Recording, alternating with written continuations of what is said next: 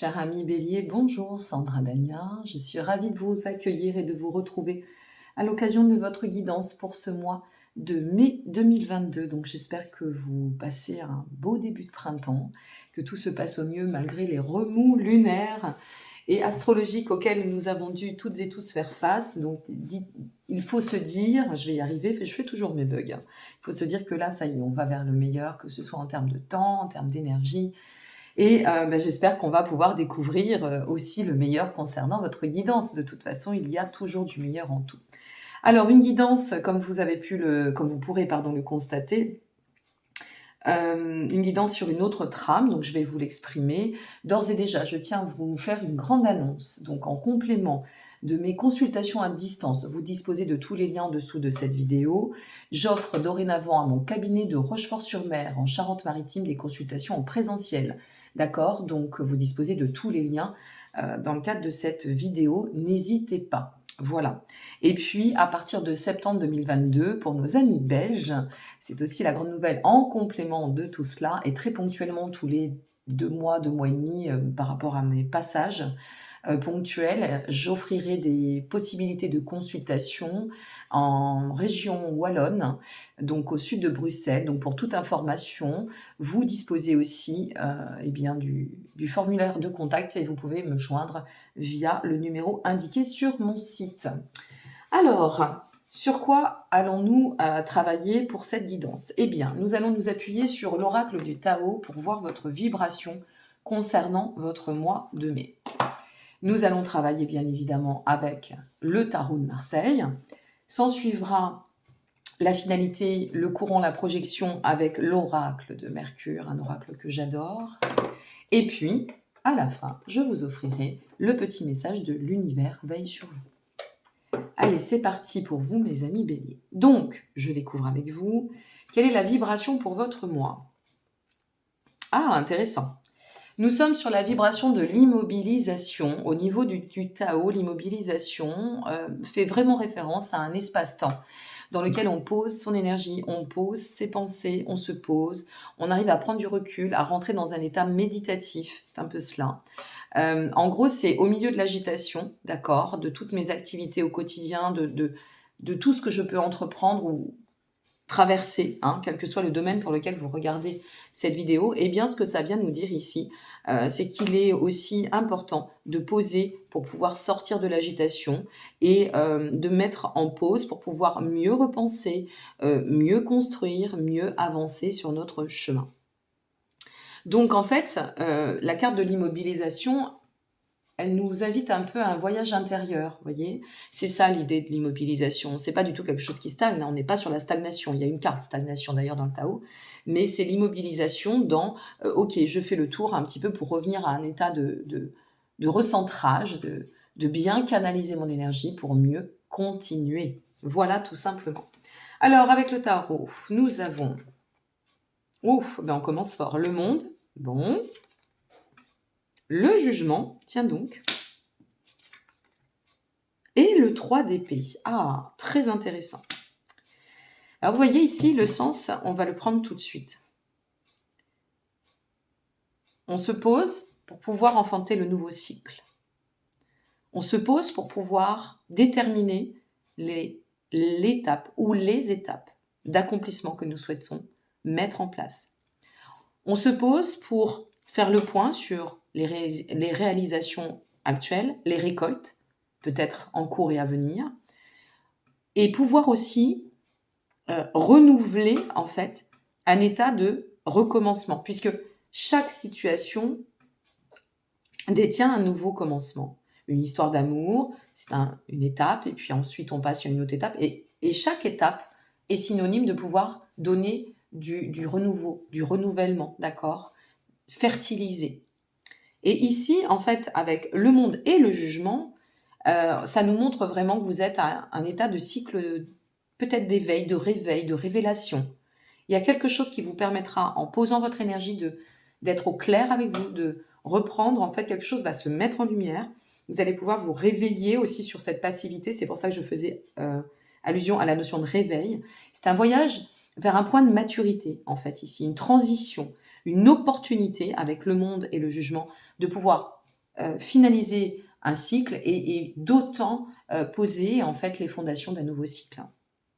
Il y a un bel éclairage, il y a de belles opportunités de transformation, d'autant que, pardon, nous avons le 3DP ici. Ça nous montre à quel point il y a une forme de fracture, de séparation, d'accord. On a peut-être besoin aussi de poser pour voir comment mettre en place ce nouveau cycle, bien y songer, pouvoir donner l'espace à cette transition, ok, ce point de maturité.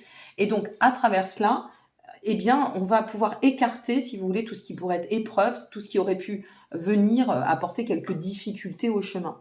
Et une fois de plus, quel que soit le domaine.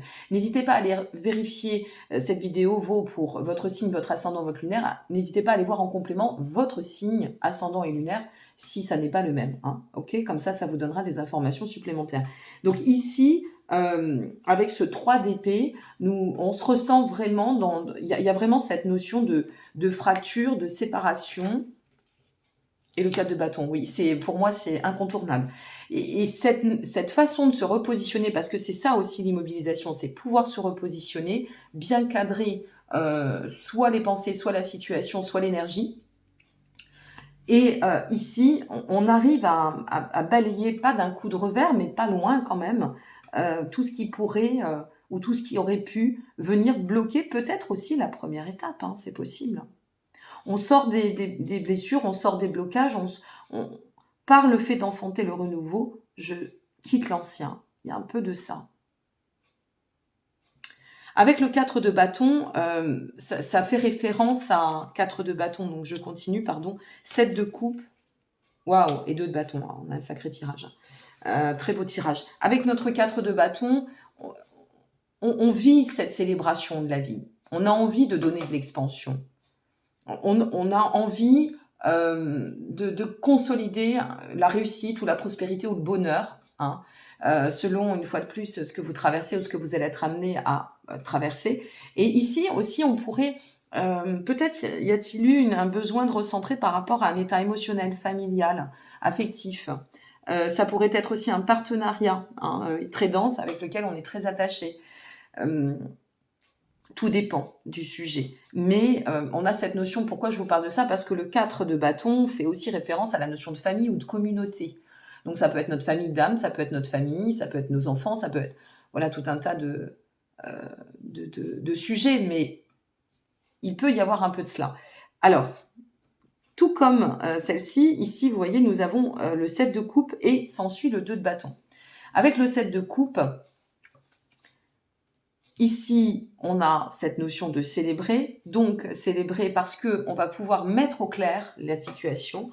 Et le 7 de coupe vient nous dire, on sort en fait, on arrive à sortir justement d'aspirations qui ne seraient pas porteuses, et afin de nous remettre dans une situation ici, de redéfinir un plan, un acte, et on est toujours sur cette dynamique, pardon. Cette dynamite, oui, c'est dynamitant en même temps. Cette dynamique qui va nous amener à pouvoir avancer vers cette énergie du 2 de bâton qui est l'expansion, la perspective, la croissance. On vise le long terme, on vise le socle, mais solide, stable.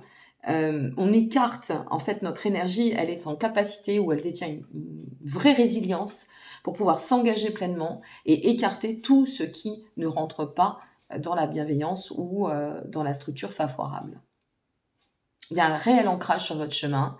Il y a vraiment une idée de fertiliser, vous aussi, parce qu'il y a pas mal de signes comme ça dans la réalisation, le renouveau, le fait de restructurer. Ce mois de mai, il est quand même très dense à ce niveau-là. Et ici, eh bien, on sent que on pose les repères, on pose oui, j'allais le dire comme ça, mais je vais vous le dire. On pose et on vise le succès, la réussite. Voilà. On veut concrétiser, on a le potentiel pour. On maintient en rigueur pour écarter ce qui n'a plus lieu d'être, ce qui ne va pas servir dans le plan ou dans la dynamique ou dans le projet ou dans la relation. Et on se recentre sur ce que l'on doit pour donner à cette potentialité d'éveil, de recommencement, de nouveaux cycles ou de cycle de révélation, la possibilité de se mettre en lumière. Vous voyez, nous y étions au début, décidément je fais des bugs, nous y étions au début de votre tirage, et ici, eh bien, on sent vraiment et concrètement qu'il y a une très belle perspective. Waouh! C'est vraiment beau, hein? C'est un très très beau tirage qui est très dynamique. Voilà, il y a une très dense énergie sur votre tirage. Moi, je le sens ainsi. Et, euh, et ce cycle aussi qui pourrait être un cycle de changement de cap, de changement de vie ou de libération. Je voulais aussi le souligner. Bon, on va voir avec l'oracle de Mercure ce qui va ressortir. Alors, nous avons avec l'oracle de Mercure, la reine. Eh bien, dites-moi. Alors, c'est intéressant parce que la reine, elle vient en fait faire référence à cette vraiment cette notion, je dirais, de redéfinir. Je vais vous montrer cette jolie carte, pardon. De redéfinir en fait nos polarités, de se mettre à niveau avec la situation, vous voyez. Qu'est-ce que pourrait nous dire la reine? La reine, en quelque sorte, c'est celle qui vient nous dire « Je transforme et je donne vie à ce que je souhaite ». Dans l'oracle de Mercure, cela va de soi. Il y a cette notion, si vous voulez, de se positionner dans une... On donne vie à ce que l'on souhaite. C'est vraiment ça. C'est on donne vie à ce que l'on souhaite. Elle est réceptive, elle est dans l'ouverture. Et en fait, le chemin va dans ce sens, hein, puisque je faisais référence à l'expansion. Et elle arrive à donner en fait une grande fertilité, une grande générosité à l'énergie et au chemin. Eh bien, mes amis béliers, c'est pas rien là, dites donc. Hein. Allez, on va découvrir le message de l'univers veille sur vous pour nos amis béliers. Ah ben voilà, ça tombe tout de suite. Vous voyez quand ça veut. Ça nous dit « Mon énergie crée ma réalité, ce sur quoi je me concentre et ce qui va se manifester. » On a vraiment cette notion de réalisation qui est très fortement positionnée sur votre dynamique pour ce mois de mai, avec une très grande, une très belle prospérité, beaucoup de foi dans ce que vous allez accomplir par rapport à cette quête de sens aussi, pourquoi pas, et une espèce de notion d'ouverture, un carrefour qui me paraît quand même probant et important.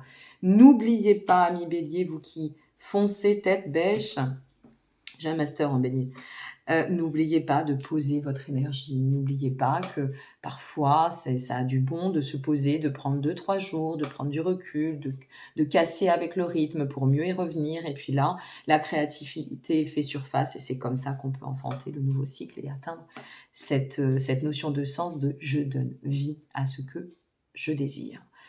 Je vous remercie pour votre présence. N'hésitez pas à liker, vous abonner ou partager. Ça donne toujours du baume à l'âme, comme je le dis, et le soutien est toujours bienvenu. J'ai hâte de lire vos commentaires. Je ne peux pas y répondre ces derniers temps parce que je suis sur beaucoup de projets que je vous annoncerai en temps et en heure, qui sont d'excellents présages, mais qui me demandent beaucoup d'investissement. Donc voilà, je suis là, je vous lis avec soin, avec beaucoup de bienveillance et d'amour, croyez-le. Et je vous remercie pour votre présence. Je vous souhaite un très beau mois de mai, Annie Bélier, et je vous embrasse. Au revoir.